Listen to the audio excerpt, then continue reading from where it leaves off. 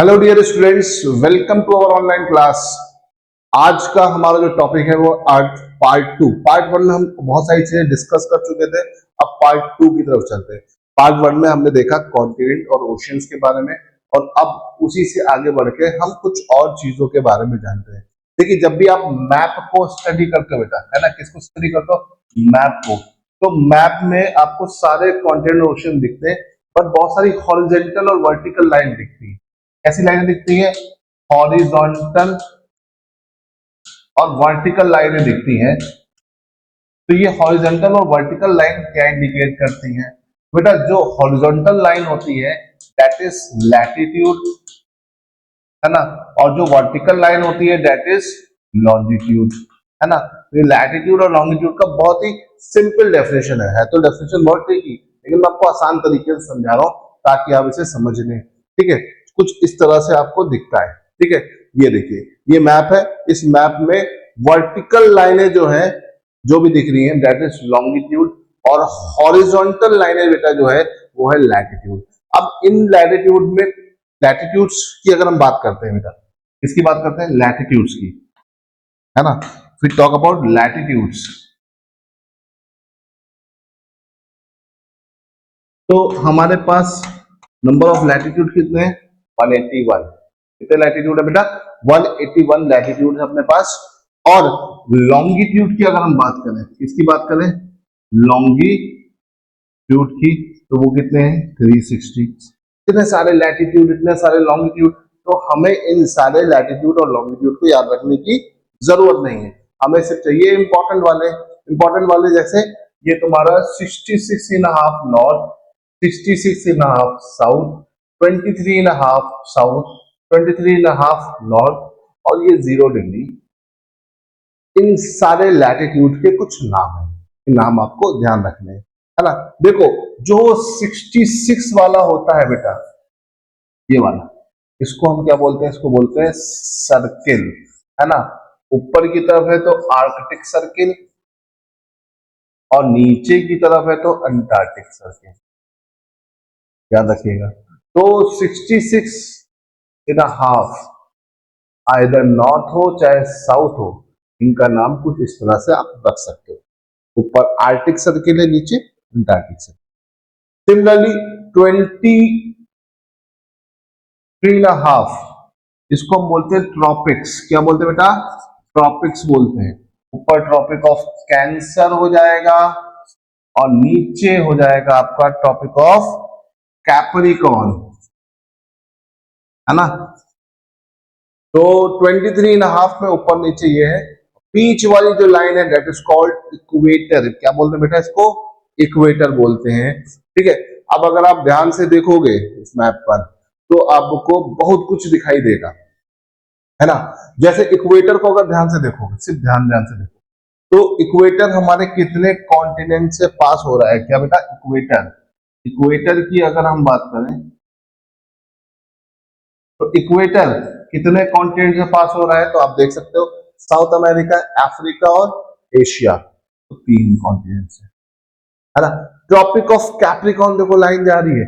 ये आपसे कोई पूछे कितने कॉन्टिनेंट से पास हो रहा है, कौन सा? कैप्रिकॉर्न की। तो कैप्रिकॉर्न भी अगर ध्यान से देखो तो साउथ अमेरिका, अफ्रीका और ऑस्ट्रेलिया, 3 कॉन्टिनेंट से जा रही है। और इसी तरह से अगर देखा जाए टॉपिक ऑफ कैंसर, क्या? टॉपिक ऑफ कैंसर, मेरा टॉपिक ऑफ कैंसर भी कितने कॉन्टिनेंट से जा रहा है? 3 कॉन्टिनेंट से जा रहा है, नॉर्थ अमेरिका, अफ्रीका और एशिया।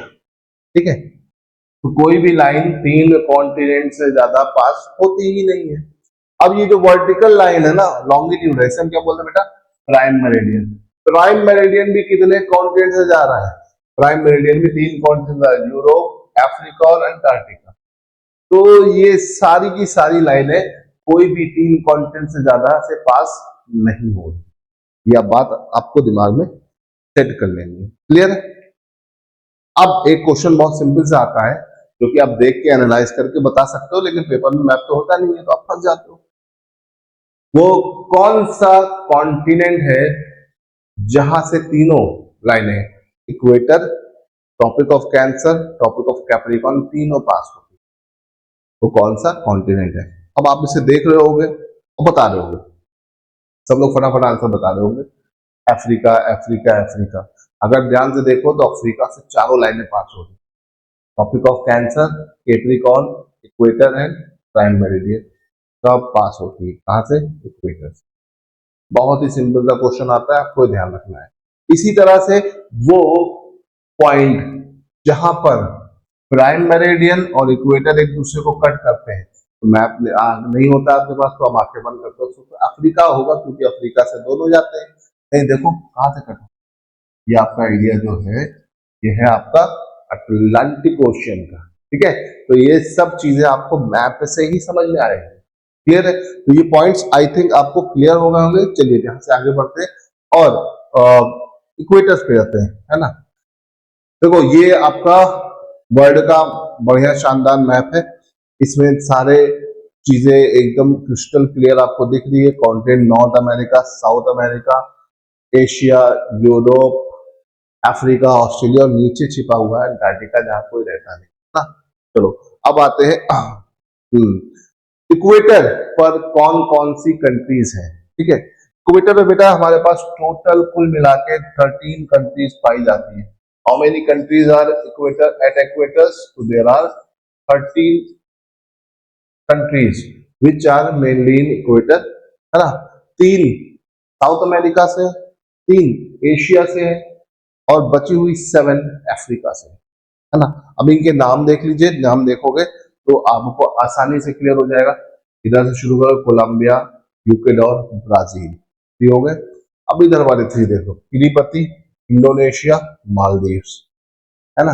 अब बचा बीच का 7, Sao Tome and Principe, Gabon, Republic of Congo, Uganda, ठीक है, Somalia, Democratic Republic of Congo and Kenya. तो देखिए ये हो गए आपके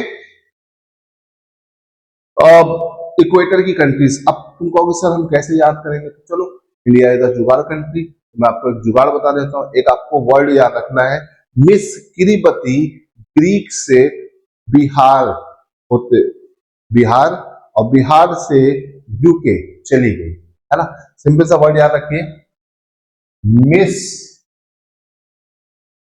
किरीपति, ठीक है, ग्रीक से बिहार होते हुए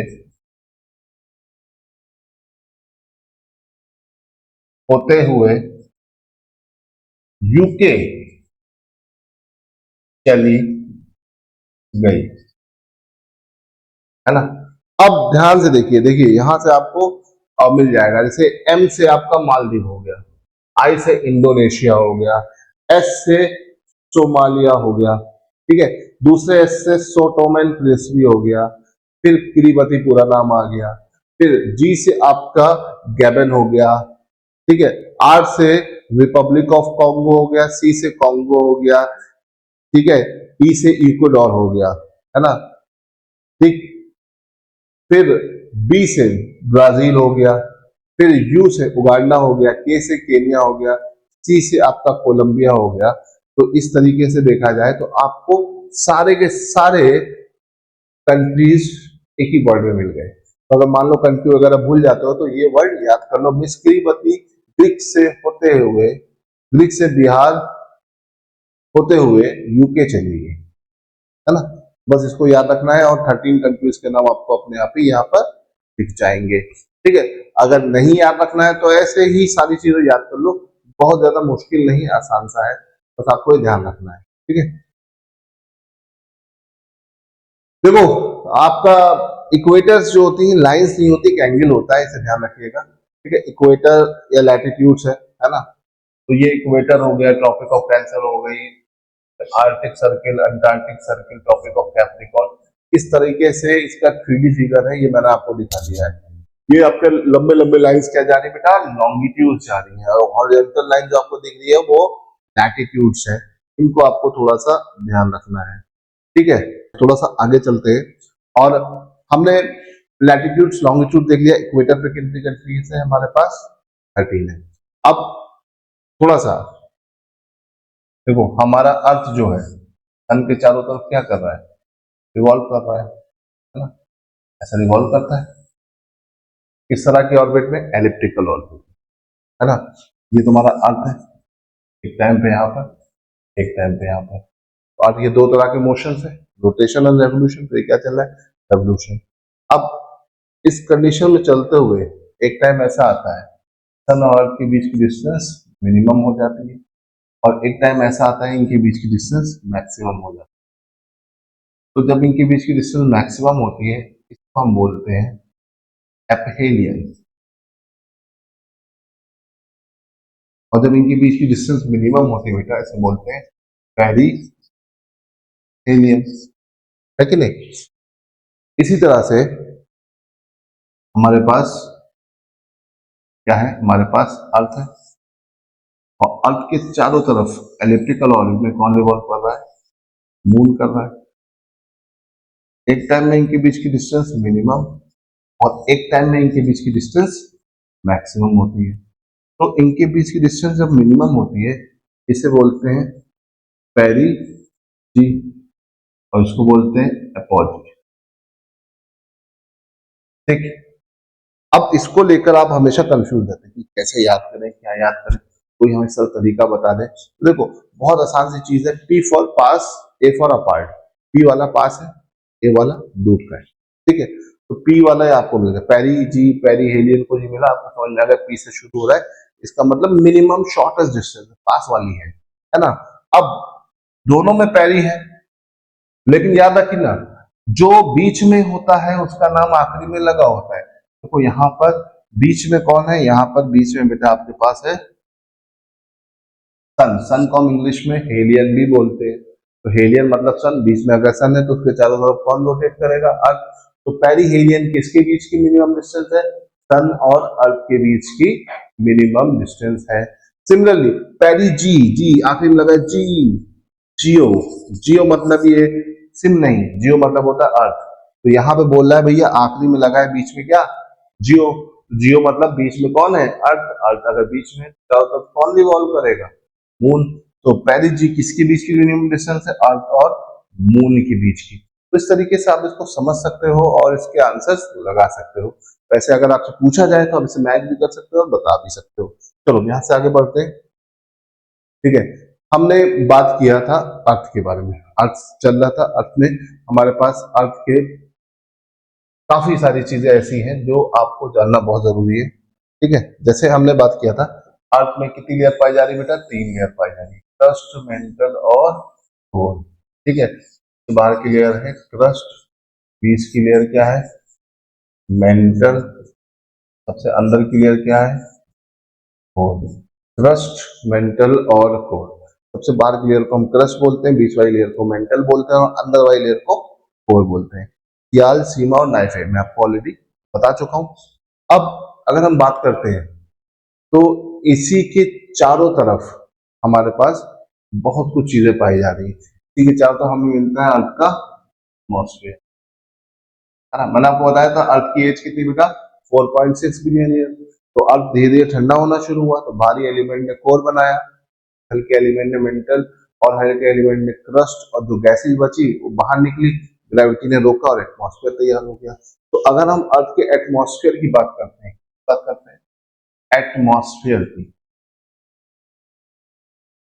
तो एटमॉस्फेयर मतलब अर्थ के सराउंडिंग में जो गैसेस है तो कहां से निकली, अर्थ के अंदर से।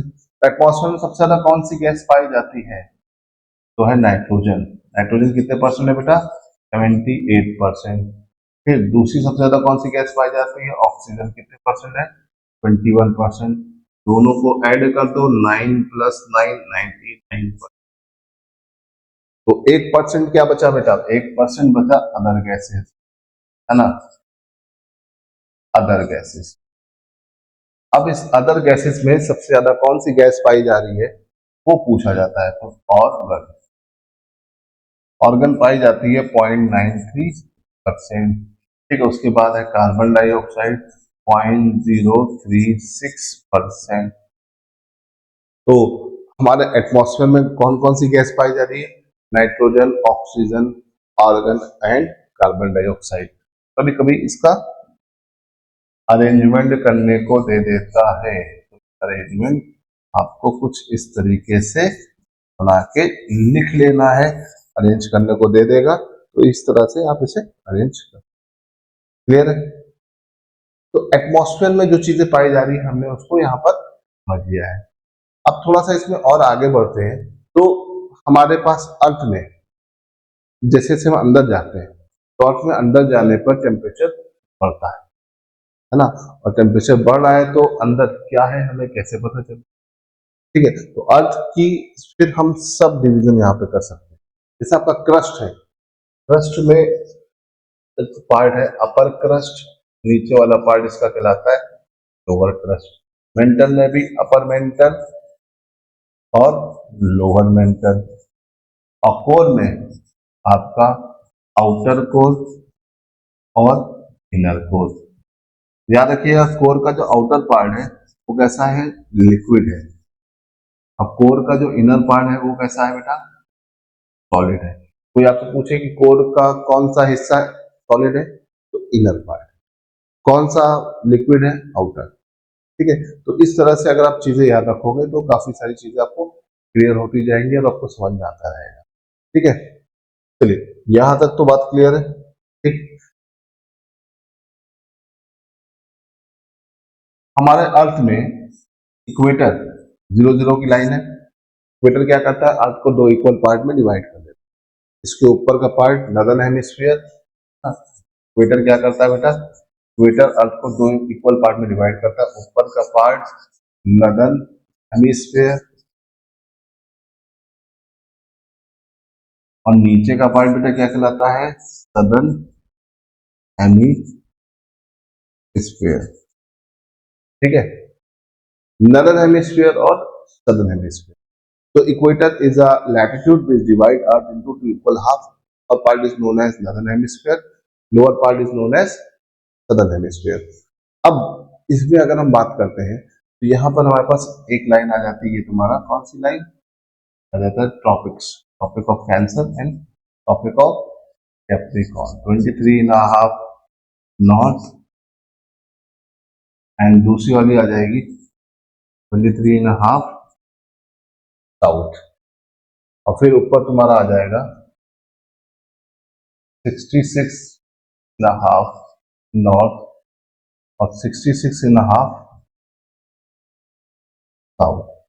तो ये 90 और 90 साउथ एंड, ठीक है, पोल्स हो गए, नॉर्थ पोल और साउथ पोल। तो इस तरह से पूरे अर्थ का डिवाइडेशन है। अब इस डिवाइडेशन के चलते सन की रेस कहीं पर ज्यादा पड़ रही है, कहीं पर कम पड़ रही है।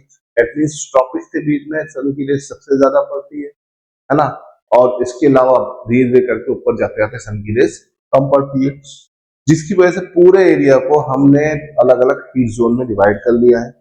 अब अगर हम यहाँ पर देखते हैं बेटा तो ध्यान से देखिए, देखिए ये वाला एरिया कहलाता है ट्रॉपिकल रीजन। कौन सा रीजन? Tropical region. ये वाला रीजन कहलाता है टेम्परेट रीजन। ये वाला भी कैसा है? टेम्परेट। ये वाला कैसा है? फ्रिजिड। ये वाला भी कैसा है? Frigid zone. पूरे अर्थ में कितने हीट जोन पाए जाते हैं? 5। एक ट्रॉपिकल जो बहुत बड़ा जोन है, उसके ऊपर टेम्परेट, उसके नीचे भी टेम्परेट, टेम्परेट के ऊपर फ्रिजिड, ऊपर नीचे भी फ्रिजिड। कौन सा जोन किस किस एरिया तक फैला है ये आपको बात क्लियर है, इसे ध्यान रखिएगा। पेपर में अक्सर क्वेश्चंस बनते हैं तो आपको ये क्वेश्चंस याद रखने पड़ेंगे और इसको ध्यान रखना। ठीक है, ठीक है, मैंने एक बात करी थी कि 3 लाइनें हमारे पास, Tropic of Cancer, Capricorn, equator. ठीक है, तो इक्वेटर पर हमने अभी देख लिया कितने कंट्रीज से बेटा? इक्वेटर पे आपके 13 countries, 13 countries. Topic of cancer पे कितने कंट्रीज हैं? 17 कंट्रीज हैं। और टॉपिक ऑफ कैप्रिकॉर्न पर कितने कंट्रीज हैं? 10 कंट्रीज।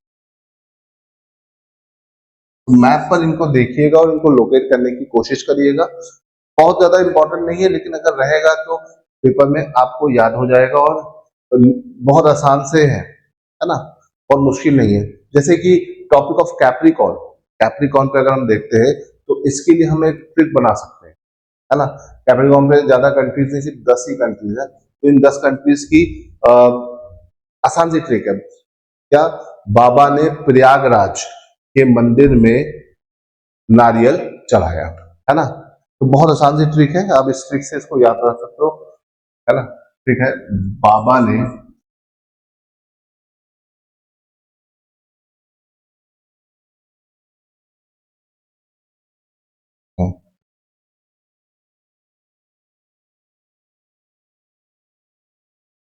बाबा ने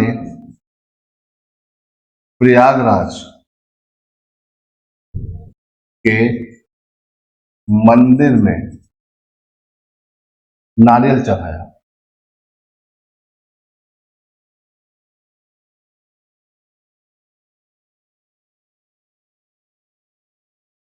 नारियल चढ़ाया। कैप्रिकॉर्न पे 10 देश हैं, कितने देश हैं? 10। उसके लिए हमने एक ट्रिक बना ली, बाबा ने प्रयागराज के मंदिर में नारियल चढ़ाया थे, है ना। अब इसको आप देखेंगे तो आपको सारे के सारे कंट्रीज यहाँ पर दिख जाएंगे, ठीक है। B for Botswana, A for Argentina, फिर ब्राजील, ऑस्ट्रेलिया, है ना।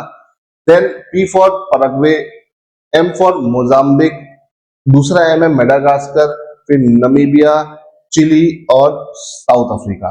तो आपके 10 के 10 कंट्रीज यहाँ पर पूरे हो जाएंगे। देखो 1 2 3 4 5 6 7 8 9 10, 10 के 10 कंट्रीज यहाँ पर हो जाएंगे। आप इसे ध्यान कर सकते हो और समझ सकते हो, ठीक है। इस तरह से आप कोई भी ट्रिक्स बना सकते हो, है ना। देखो कैप्रिकॉर्न के जो 10 देश है, मैं यहाँ पे किनारे लिख भी देता हूँ ताकि आपको आसानी से ध्यान हो जाए, है ना। पहला है बोत्सवाना, ठीक है। दूसरा है अर्जेंटीना, तीसरा आपका ब्राजील, चौथा ऑस्ट्रेलिया, ठीक है। पी से पैराग्वे, ठीक है। देन आपका एम से आपका आ जाता है क्या, एम से आ जाता है मोजाम्बिक, ठीक है बच्चों। फिर अगले एम से आपका आ गया मेडागास्कर, मेडागास्कर, ठीक। फिर 8 नंबर पे आपका आ जाएगा एन, एन से आ गया नमीबिया, ठीक। 9 नंबर पर चिली और 10 नंबर पे एस से रहेगा साउथ अफ्रीका। तो इस तरीके से देखा जाए तो ये 10 के 10 देश आपको यहाँ पर दिख जाएंगे। तो इस तरीके से आप ट्रिक्स भी बना सकते हो, और ट्रिक्स नहीं भी बनाना है तो आप ऐसे भी इसे याद कर सकते हो, ठीक है। टॉपिक ऑफ कैंसर 17 देशों से होकर जा रहा है, बट इन 17 में से 8 कंट्रीज कहाँ की बेटा, एशिया की है। तो इन 8 कंट्रीज को आपको याद रखना है, क्योंकि कभी कभार क्वेश्चन आ जाता है ना। इनको तो याद रखना ही है, पूरे 17 ना याद करो, इन 8 को याद कर लो, है ना। तो इसको याद रखने का सीधा सा, ठीक है, ओस आई सी बी एम टी, ओस आई सी बी एम टी, है ना। ये वो एशिया के कंट्रीज के नाम है, इन शॉर्ट एब्रीवेशन में, जो टॉपिक ऑफ कैंसर पे है ना। कौन कौन से हैं इनके नाम मैं यहाँ पे लिख देता हूं। ओ से आपका क्या हो जाएगा बेटा, ओमान, ठीक है। यू से यूएई, एस से सऊदी, आई से इंडिया, सी से चाइना, बी से बेटा बांग्लादेश, एम से म्यांमार और टी से है आपका ताइवान। तो इस तरह से देखा जाए तो ये 8 कंट्रीज एशिया में है जहां से टॉपिक ऑफ कैंसर पास होता है, ठीक है। पूरे के पूरे नहीं याद कर पा रहे तो इतने याद कर लीजिए, क्योंकि जितने भी पॉइंट्स हैं इनको याद करने के लिए आपको कोई ना कोई तरीका ढूंढना पड़ेगा। तो मैंने कुछ आसान तरीके आपको बताए हैं, है ना। जैसे मैंने आपको बाबा ने प्रयागराज के मंदिर में नारियल चढ़ाया से, है ना। एक ये वर्ड हो गया। दूसरा टॉपिक ऑफ सॉरी इक्वेटर के लिए मैंने आपको एक बताया था, ठीक है ना, ये वाला। मिस किरीवती ग्रीक से बिहार होते हुए यूके चली गई। तो ये सारे पॉइंट्स अगर आप याद रखोगे तो आपके लिए बड़ा आसान रहेगा इन सब चीजों को समझना। तो ठीक है, तो ये हमारा आज का लास्ट पार्ट था। अब हम एमसीक्यूज डिस्कस करेंगे, तो आज के लिए इतना लेते हैं। Thank you.